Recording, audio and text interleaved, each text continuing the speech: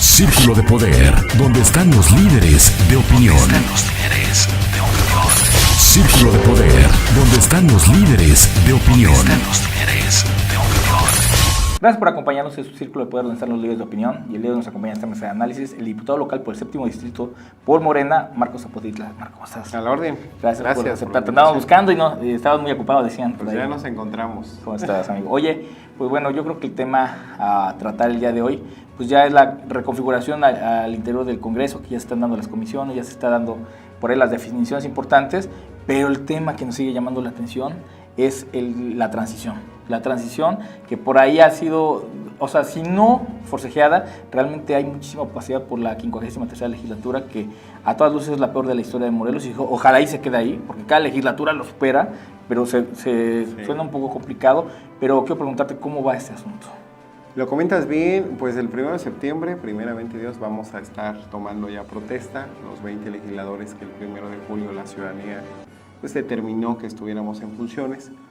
Y es cierto, ¿no? Esta legislatura saliente, este grupo de diputados que estuvieron al servicio de Graco, que hicieron un despilfarro de recursos, que le negaron al pueblo enjuiciar a Graco políticamente, que se jubilaron con pensiones realmente vergonzosas. Que se están blindando para no ser auditados. Que han modificado la ley para evitar alguna complicación jurídica. Pero yo creo que vamos a poner orden a partir del 1 de septiembre. Es uno de los compromisos que asumimos. Morena tiene ese compromiso, la transparencia, la rendición de cuentas, la corrupción, un combate frontal a la corrupción. Y son banderas que enarbola Andrés Manuel en el proyecto alternativo de Nación y con las que tenemos plena coincidencia y compartimos. Y a partir de ahí pondremos orden a partir de septiembre. Oye, ¿y si es un proyecto por convicción? ¿Por qué? Porque cada legislatura, y la que va a salir, decía exactamente lo mismo. Nosotros nos reunimos varios directores con ellos en su momento cuando iban entrando, decían que iban a combatir todo el tema de la opacidad, de la corrupción, y Dios, lo profesionalizaron, por desgracia. Entonces, realmente, el tema primero es si hay la convicción, y segundo, hay la facultad para revertir tantas de las fechorías que hicieron, porque para nosotros, para mucha parte de la sociedad, la mayor parte de las iniciativas trascendentes no benefician nada a la sociedad. Sí, nosotros como Congreso del Estado, como Poder Legislativo, tenemos ciertas facultades que establece la ley. Una de ellas es precisamente el observar la aplicación de los recursos. Hay un organismo que es la auditoría, como auditor, y que en ese sentido podemos generar los mecanismos, los elementos, las pruebas idóneas, jurídicas y contables, para que quien haya manejado los recursos y haya incurrido en algún desvío sea sancionado. Oye, la auditoría, las famosas auditorías, porque hay ejercicios muy polémicos, sobre todo el de Paco Moreno. Por ahí se hablaba de un subejercicio de 116 o 160 millones de pesos, que más son 50 millones de pesos, pero dentro de una barbaridad, y que a final de cuentas, presuntamente, esta legislatura llevó a cabo, no se dio explicaciones, dijo, no, todo está muy bien, pero lo que no entendemos es si todo está tan bien, ¿por qué la legislatura sigue teniendo este boquete y por qué tanta opacidad? Es el único congreso en todo el país que va a salir y no ha transparentado sus recursos. Pues dicen que el que nada debe, nada teme, y se están blindando, lo decías hace rato, han modificado la ley a modo, la entrega-recepción que no sea con documentos, sino de manera verbal. Sí, créeme, ¿no? La palabra, que no, su palabra no vale hoy. Entonces, desde luego que se tiene que poner orden. Nosotros como Morena vamos a impulsar una auditoría a la legislatura saliente. Vamos a solicitar que contablemente se nos diga dónde quedó ese recurso. Lo cierto es que si hay un déficit, hay muchos. Claro.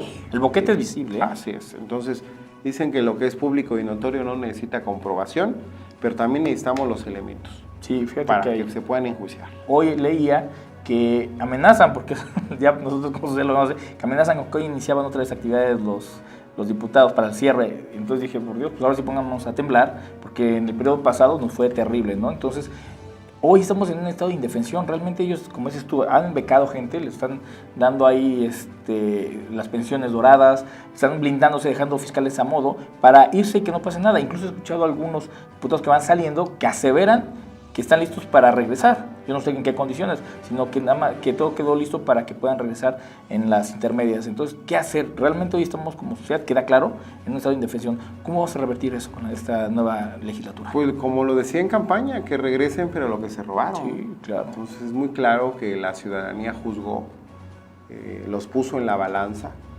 Y el 1 de julio quedó clarísimo que el gobierno de Graco pues la ciudadanía, el pueblo es sabio, yo lo decía en campaña, y con esa sabiduría el pueblo determinó que el gobierno corrupto de Graco debía llegar a su fin, junto con su séquito de ampones, que son todos aquellos diputados que le aprobaron todas estas reformas vergonzosas y que dañaron a la sociedad. El pueblo es sabio y la paciencia es corta, ¿no? Y se termina.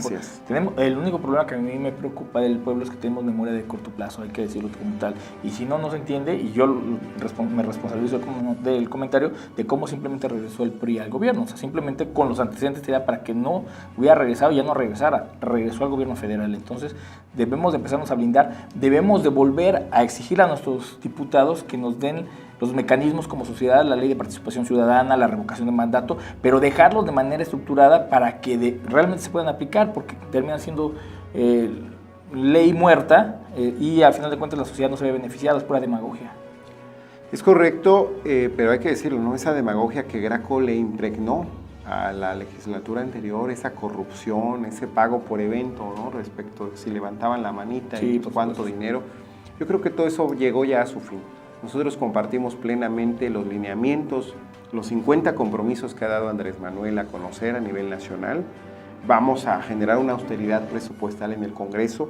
Vamos a dar ejemplo y muestra a la sociedad de que sí se puede hacer una correcta aplicación de recursos y que además tenemos que vincular esto en un estricto respeto, pero sí de vinculación y de coordinación con el Poder Judicial y con el Ejecutivo del Estado. Oye, por último, Marco, ¿para dónde debemos de transitar la sociedad para que encontremos en nuestros legisladores un vehículo real de representatividad y no de amago y de estar secuestrado con ellos? Primero, que cada legislador también en lo individual debe de refrendar su compromiso. Es decir, también yo creo que los actos que se generen pues son en lo individual. Actuamos en bancada, sí, pero yo creo que cada legislador es responsable de sus actos. En lo particular, yo refrendo ese compromiso social con el pueblo que me eligió, con el pueblo de Morelos, y vamos a actuar en consecuencia. Tampoco podemos ser responsables de lo que hagan otros compañeros, y de eso también hay que sentar precedentes. Pero hay que generar los mecanismos para que el que no se alinee no perjudique a la sociedad, porque al final de cuentas toda decisión que toma un legislador termina repercutiendo para bien o para mal en la sociedad. Entonces no podemos dejarlos al libre albedrío, a la interpretación o a las buenas voluntades, porque resulta que ya nos dimos cuenta que en el recinto legislativo se corrompen muy fácil las personas. Por ello vamos a generar mecanismos de diálogo, de acuerdo. Es decir, no solo con los partidos que fuimos en coalición, con el PT y con el PES, sino incluso con las otras instituciones políticas que quedaron representadas en el Congreso. Tenemos que hacer acuerdos. Y cuando hablo de acuerdos, que quede muy claro, que no se malinterprete, hablo de leyes de desarrollo social, de leyes, como bien lo comentas, que se vean reflejados en un beneficio en favor de la gente.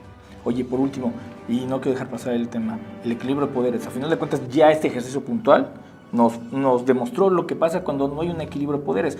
Hoy en día hablabas de la oposición resulta que son 8 diputados plurinominales que ni entre ellos veo la facultad que se pongan de acuerdo, ¿no?